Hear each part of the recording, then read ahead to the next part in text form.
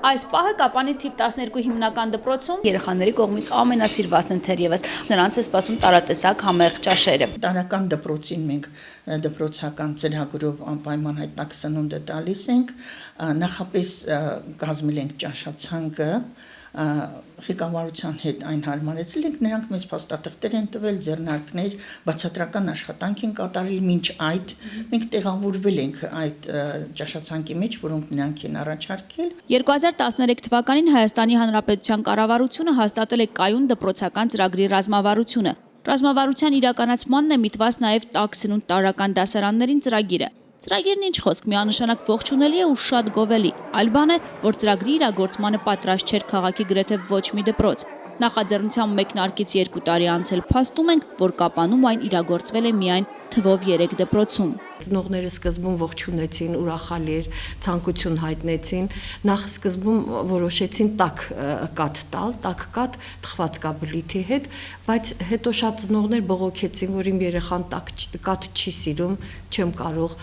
լավ, ասի միգուցե տաք կակաո տալ, այդ դեպքում էլ էլի ինչ որ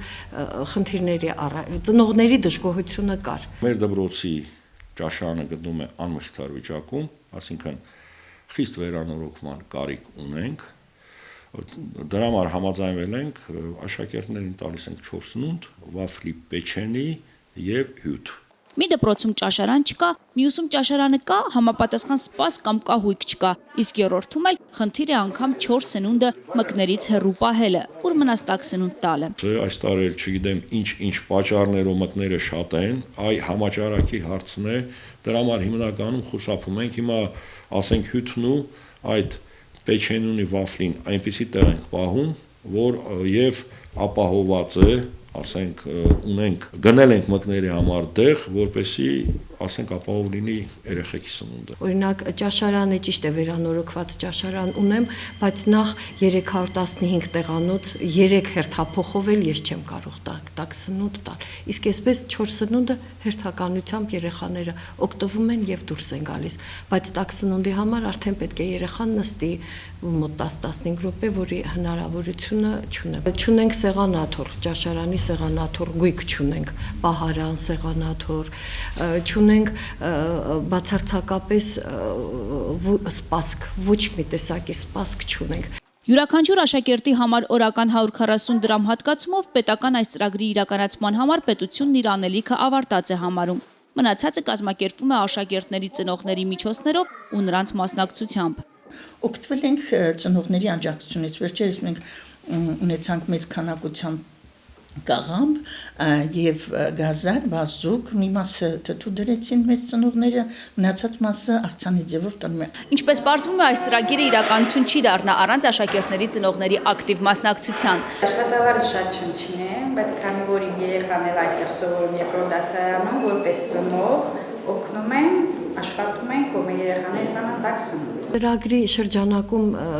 միայն սնունդի համար է փող տրամադրվում, գույքի համար փող չի տրամադրվում։ Գույքը, ասենք, ըստ ծրագրի պետք է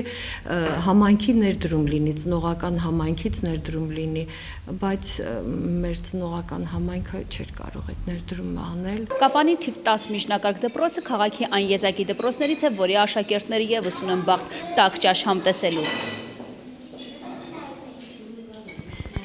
2014 թվականին դպրոցը 4 սնունդ է տվել, տարական դասարանի երեխաների մասն է խոսքը, բայց 2015 թվականից արդեն մեր դպրոցի ճաշարանը World Vision կազմակերպության հովանավորությամբ վերանորոգվել է, ինչպես տեսակ, եւ սպասքի հարցը լուծեցին։ Ճաշացուցակը յուրաքանչյուր դպրոց կազմում է յուրովի, չանցնելով յուրաքանչյուր երեխային օրական 120 դրամի սահմանը։ Չափաբաժնից էլ կարծես չեն բողոքում աշակերտները։ Իսկ 4 սնունդ հատկացնող դպրոցներն էլ փորձում են այն հարմարեցնել աշակերտների քիմքին։ Անցած տարի հիմնականում հյութը բերում էին մասուրի հյութ ու աշակերտները այդքան չէին օգտվում։ Բայց իմ խնդրանքով հիմնականում հիմա օգտագործում ենք, ասենք, բերում են դեղց, ծիրան եւ խնձորի հյութ, որը մեծ սիրով աշակերտները խմում են։ Մինչ Կապանի դպրոցներից շատերի ճաշարանները բերված չեն համապատասխան վիճակի եւ տաք սնունդ տալու համար լուծված չեն մի շարք խնդիրներ, այս դպրոցների աշակերտները ամեն օր պետք է սահմանափակվեն նման թխվածքաբլիթներ ուտելով եւ հյութ խմելով։ Իհարկե քայլեր արվում է, մտածում ենք, բայց առայժմ ես չեմ տեսնում հեռանկարը, որ կարող եմ շատ շուտ տաք սնունդի անցնել։ Շատ ցանկալի է, այո, որ յուրաքանչյուր աշակերտի չափով գումարը մի քիչ ավելի շատ լիներ, բազմազանությունը ապահովելու համար, բայց երբեմն այդ բազմազանությունը ապահովում ենք նաև ծնողների ներդրումներով։ ՄԱԿ-ի Պարենի համաշխարհային փորձի ներդրումը Հայաստանում կնպաստեր երեխաների թերսնուցման խնդրի լուծմանը, ինչպես նաև սոցիալական նշանակություն կունենար։ Սակայն ինչպես տեսնում ենք, շատ դպրոցներում այն մնում է անիրագործելի։ Գայանե Բալայան, Դավիթ Եսայան, Սյունիք Օնլայն։